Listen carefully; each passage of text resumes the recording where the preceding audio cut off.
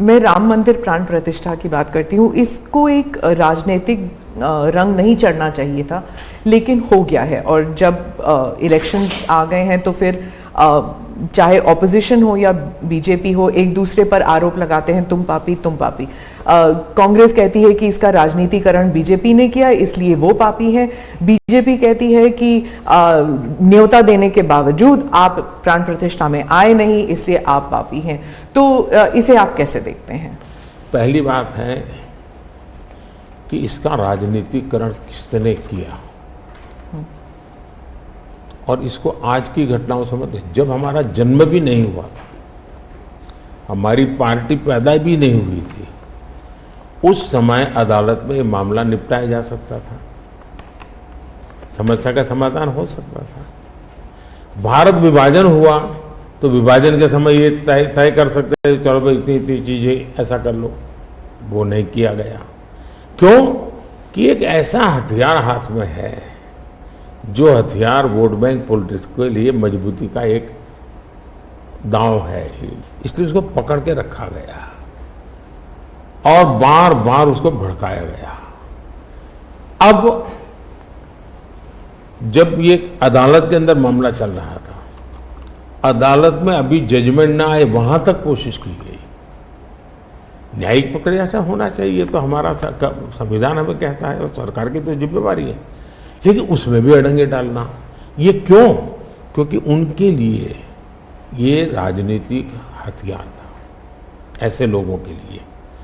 और देखिए राम मंदिर का, ऐसे लोग हैं राम मंदिर कर रहे हैं, तुम्हें मार देंगे, ऐसा करके वोट बैंक बनाने का एक तरीका था। अब हुआ क्या, राम मंदिर बन गया तो उनके हाथ से वो मुद्दा ही चला गया। अब वो किसी को डरा नहीं पा रहे हैं कि राम मंदिर आ जाएगा, आ गया, कुछ नहीं हुआ, आग नहीं लगी कोई। दूसरा इनकी प्रकृति, आप सोमनाथ मंदिर से लेकर के अब तक की घटनाएं देखिए, वे भारत की मूलभूत आस्थाएं, भारत का मूलभूत जो पिंड है उसके प्रति नेगेटिविटी लेकर के ही देश में वो अपनी बात है। अब सोमनाथ मंदिर को क्या प्रॉब्लम था, सरदार पटेल थे, डॉक्टर राजेंद्र बाबू को जाना था, वहां तो न जनसंघ था, न भाजपा था, न आरएसएस थी, न कोई लड़ाई थी, लेकिन उन्होंने मना कर दिया जाने। वो जो नेहरू जी की जो चिट्ठी थी, हाँ, जो भी है। अब ये और वो परंपरा आज भी चल रही है कि प्राण प्रतिष्ठा का निमंत्रण मिले और आप उसको ठुकरा दें। सचमुच में तो आपको गर्व होना चाहिए कि ये राम मंदिर निर्माण करने वाले जो भी लोग हैं जिन्होंने संघर्ष भी किया है, वे आपके सारे पाप भूल करके, सारे आपके गुनाह भूल करके घर में आकर के आपको इनवाइट कर रहे हैं और नए से व्यवहार शुरू करना चाहते हैं। आप उसको भी उस पुराने मिजाज से ठुकरा दे, तब लगता है कि आपके लिए वोट बैंक एक बहुत बड़ी आपकी मजबूरी है। और उस वोट बैंक के चलते इस प्रकार की चीजें होती रहती। और ये किसी को नीचा दिखाना, किसी का अपमान करना, ये अपना अधिकार मानते हैं। और मैं कभी कभी कहता हूँ ये तो नामदार है, हम तो कामदार है। अब मैं नॉर्थ ईस्ट जाऊँ, वहाँ के लोग कोई कपड़े पहना दे, मैं पहनता हूँ, उसकी भी मजाक उड़ाना, यानी हर चीज़ की। मैं तमिलनाडु जाऊँ, लुंगी पहनूँ, तो उनको लगता है देखो ये कर रहा है, वो कर रहा है। मैं हैरान हूँ जी, इतनी नफरत लोकतंत्र में नहीं होती है, नहीं होनी चाहिए। देखिए हमारे लिए, मैं मानता हूँ ये न राजनीति का विषय हम लोगों के लिए है, न होना चाहिए और न कभी होगा। हमारे लिए एक जबरदस्त आस्था का विषय है जी।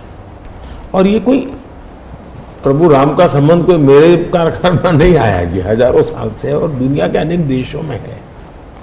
जब ये राम मंदिर का निमंत्रण देने के लिए ट्रस्ट के लोग मुझे आए, उन्होंने ठुकरा दिया। मैं सोचने लगा इतना बड़ा मुझे दायित्व दिया जा रहा है, मैं अपने आप को योग्य कैसे करूं, अपने आप को योग्य कैसे बनाऊं। तो मैंने कुछ लोगों की एडवाइस ली, कुछ संतों की, कुछ जानकार लोगों की, मेरी स्पिरिचुअल लाइफ से जुड़े हुए कुछ लोगों को मैंने पूछा कि भाई मैं इसको एक प्रधानमंत्री के रूप में इस कार्यक्रम को नहीं लेता हूँ, एक राम भक्त के रूप में करना चाहता हूँ। मुझे क्या करना। उसमें से मुझे सुझाव आया, तो सुझाव तो बहुत, लेकिन मैंने फिर कुछ अध्ययन भी किया और मैंने मनोमन तय किया कि मैं 11 दिन का अनुष्ठान करूंगा।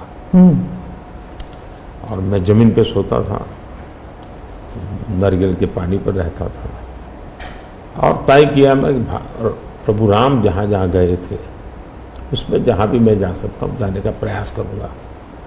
और वहाँ मैं अपना, जब मैं